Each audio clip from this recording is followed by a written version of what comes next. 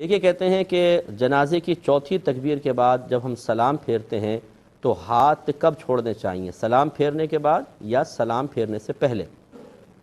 دیکھیں سنت طریقہ یہ ہے، جیسے ہی چوتھی تکبیر پھیری جائے فوراً ہاتھ کھول دیں۔ ہاتھ کھولنے کے بعد سلام پھیرے جاتے ہیں اور دونوں ہاتھ کھولیں۔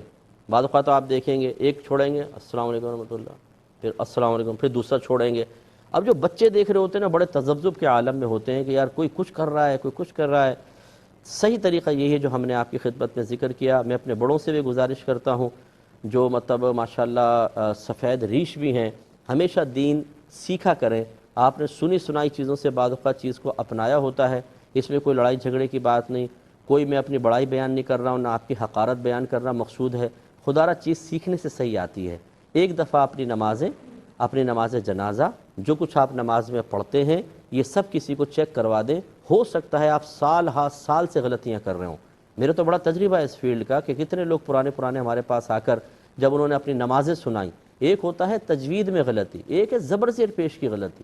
کہاں پہ زبر لگی ہوئی ہے زیر پڑھ رہے ہیں، زیر ہے تو پیش پڑھ رہے ہیں اس کو، جہاں کھینچنا ہے وہاں نہیں کھینچ رہے، لحن جلی ہو رہا ہے، گناہ گار ہو رہے ہیں، مسلسل گناہ گار ہو رہے ہیں، لیکن کوئی پرواہ نہیں ہے کیونکہ جی پرانے ہیں۔ ہم تو 25 سال سے نماز پڑھ رہے ہیں، ہم تو 30 سال سے نمازیں پڑھ رہے ہیں۔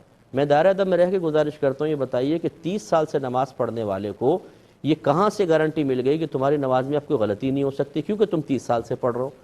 اگر 30 سال میں پہلے کوئی غلطی ہو گئی یا درمیان میں کوئی غلطی شامل ہو گئی اور آپ اس پہ مطلع نہیں ہوئے تو 100 سال بھی پڑھتے رہیں گے تب بھی ایسے رہے گا۔